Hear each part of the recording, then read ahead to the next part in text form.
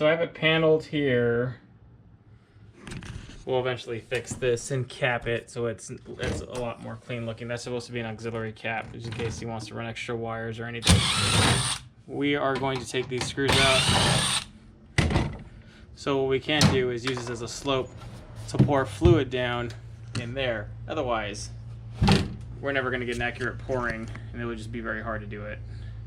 So we're going to start the foaming process. We got everything going. We have all the conduits ran.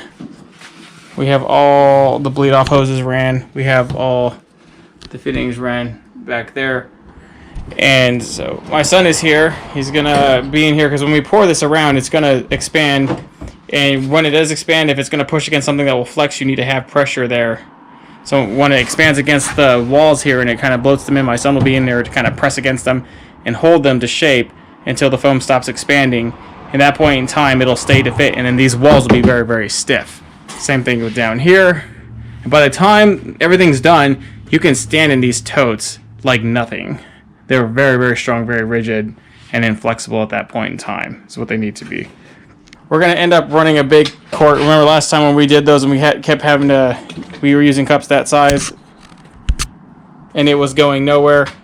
And the more stuff we have in there, the more expansion we got, the more heat that was generated. And we're right on the line between 65 and 70 degrees. And so what we're going to do is we're going to get that going. Pour as much as we can in one vial. I think the most we can get out of here, this is 20, so close to 30 ounces. And this is right at a 64-ounce jug. So we'll get between 50 and 60 ounces of fluid, and we're just going to dump it.